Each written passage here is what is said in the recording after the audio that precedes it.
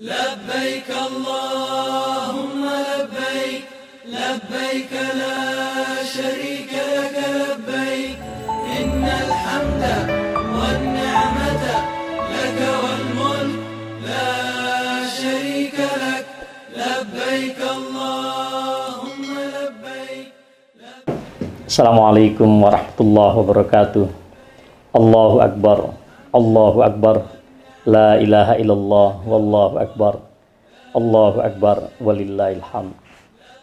Sahabat imania yang budiman, hari ini kita hidup di era yang penuh keterbukaan, era yang penuh tantangan, baik secara fisik ataupun juga non-fisik. Dalam dinamika kehidupan milenial yang begitu keras, kita dan rekan-rekan khususnya generasi milenial menghadapi suatu tekanan yang cukup serius. Tekanan-tekanan itu dari berbagai aspek dan multidimensi. Alhamdulillah, jika Allah masih mengkaruniakan kepada kita kekuatan mental, kekuatan spiritual dan emosi untuk menghadapi berbagai macam tekanan-tekanan tersebut. Ada pula penelitian yang menyatakan bahwa besarnya tekanan yang dihadapi oleh masyarakat di zaman sekarang ini itu berdampak pada bagaimana seseorang melakukan proteksi yang berlebihan, melindungi diri dari orang lain, melindungi diri dari kelompok lain, atau memproteksi diri dari berbagai macam paham agama dan keyakinan yang berbeda. Sampai pada tingkat tertentu manusia akan menghadapi apa yang disebut dengan xenofobia, suatu sikap mental untuk kemudian berlaku ekstrim terhadap siapapun yang berbeda dengannya. Nah, sahabat sekalian yang saya muliakan, dalam konteks inilah kemudian kita sebagai umat Islam juga menghadapi hal yang sama. Seringkali kita mendengar bagaimana arus Islamofobia di banyak negara maju sekalipun begitu keras terdengar, begitu nyaring terdengar di tengah-tengah kita. Islam seolah-olah menjadi terdakwa bagi hampir seluruh persoalan negatif yang terjadi di dunia ini. Sahabat sekalian, dalam suasana seperti ini kita harus memiliki pertahanan dan ketahanan diri yang kuat. Kita harus memiliki juga daya imunitas ideologi, keyakinan yang bisa melindungi kita secara baik tapi juga beradab. Tidak asal kemudian antipati kepada orang lain atau kepada ideologi dan pemikiran yang lain. Kita sebagai orang yang beriman juga pernah dihibur oleh Allah Subhanahu wa taala. Dan ini juga menjadi cara pandang kita agar kita memaklumi ada banyak persoalan yang barangkali tidak rasional di dalam pandangan kita dan bahkan tidak manusiawi. Tetapi Allah menginginkan kita sebagai orang beriman agar narasi positif sebagai seorang muslim harus kita depankan, agar kita tetap menjadi teladan bagi kemanusiaan semesta. Bukankah Allah juga menyatakan di dalam surat Al-Baqarah 212, Zuyyina lilladzina kafaru al-hayatud dunya wa yaskharuna minal ladzina amanu walladzina taqaw fawqahum yawmal qiyamah wallahu yarzuqu man yasha bighairi hisab. Dalam ayat ini eksplisit Allah menyatakan bahwa orang-orang mengingkari kebenaran, orang-orang kafir diberikan perhiasan dunia ini oleh Allah Subhanahu wa taala. Dunia bagi mereka dibuat oleh Allah cantik, menawan. Dan berbanding lurus dengan itu, mereka pun juga gemar menista, merendahkan orang-orang yang beriman. Tapi Allah juga memberikan hiburan bahwa orang-orang yang bertakwa akan selalu berada di derajat tertinggi pada hari kiamat. Dan Allah memberikan karunia tanpa bisa dihitung oleh siapapun sekehendak Allah Subhanahu wa taala.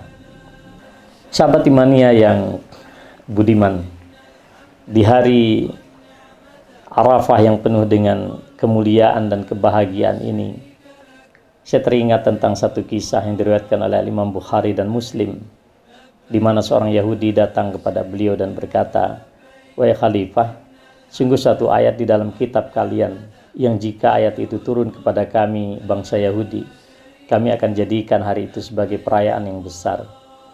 Umar bin Khattab bertanya kepada orang Yahudi tersebut, "Ayat apa yang kamu maksudkan?" Lalu dia membacakan ayat Al-Quran, "Al-yawma akmaltu lakum dinakum wa atmamtu alaikum ni'mati wa raditu lakumul Islam madina." Pada hari ini telah kusempurnakan bagi kalian agama kalian, din kalian. Telah aku cukupkan nikmatku atas kalian dan aku ridhoi Islam sebagai din, jalan kehidupan kalian. Lalu kemudian Khalifah Umar bin Khattab radhiyallahu ta'ala anhu menyatakan, "Inni la'alam al-yawma alladhi nazalat fihi wal makan alladhi nazalat fihi ala Rasulillah sallallahu alaihi wasallam bi Arafat fi yaumi Jum'ah." Sungguh aku mengetahui hari kapan ayat tersebut diturunkan, dan sungguh pula aku mengetahui di mana tempat ayat tersebut diturunkan kepada Rasulullah SAW. Sungguh dia ada di Arafah pada hari Jumat.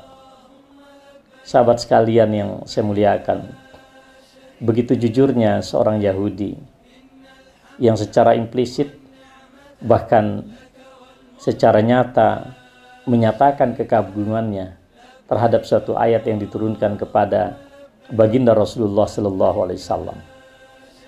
Diam-diam orang Yahudi tersebut menaruh cemburu terhadap agama kita ini. Sahabat sekalian, sebagai seorang muslim, kita harus tetap memiliki rasa kebanggaan dengan din Islam ini. Bukankah Allah juga menyatakan di dalam Al-Quran, "Walillahil izzatu wali rasulihi walil mu'minin."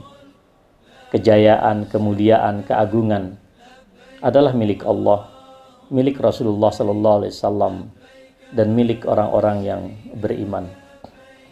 Sahabat imania yang saya muliakan, di masa yang penuh dengan keterbukaan ini, masa di mana kita sering mengalami stigmatisasi negatif dari kelompok-kelompok tertentu dan dari kekuatan-kekuatan tertentu. Tetapi sebagai orang muslim yang baik, kita harus yakin apa yang dinyatakan oleh Allah adalah menjadi keyakinan kita. Walillahil izzatu wali rasulihi wal mu'minin. Allah menyatakan keagungan, kejayaan, kemuliaan hanyalah milik Allah, milik Rasulullah sallallahu alaihi wasallam, dan milik orang-orang yang beriman. Allah juga menyatakan dalam Al-Quran, "Wala tahinu wala tahzanu wa antumul a'launa in kuntum mu'minin." Jangan kalian menjadi orang-orang pengecut. Jangan kalian menjadi orang-orang yang minder, yang bersedih. Karena sungguhnya kalian adalah orang-orang yang berjaya, orang-orang yang derajatnya mulia, jika kalian menjadi orang-orang yang beriman dengan sesungguhnya. Kata kuncinya sahabat sekalian, bagaimana kita istiqamah dengan iman dan Islam. Umar bin Khattab radhiyallahu ta'ala an memberikan suatu ibarat yang sangat luar biasa. Beliau pernah berkata, "Kunna azalla qaumin fa'azzana Allahu bil Islam wa mahma btaghayna ghairahu azallana Allah." Kata Umar bin Khattab, dahulu kami adalah serendah dan sehina-hinanya kaum yang ada di masyarakat Arab. Lalu Allah muliakan kami dengan Islam ini. Dan kalaulah kita mencari kemuliaan dengan selain Islam, niscaya Allah akan menghinakan kita. Sahabat sekalian, pilihannya adalah mari kita yakini Islam, kita bangga dengan Islam, kita bangga dengan Rasulullah sallallahu alaihi wasallam, dan kita menegakkan komitmen kita akan menjadi teladan bagi kemanusiaan secara universal. Assalamualaikum warahmatullahi wabarakatuh.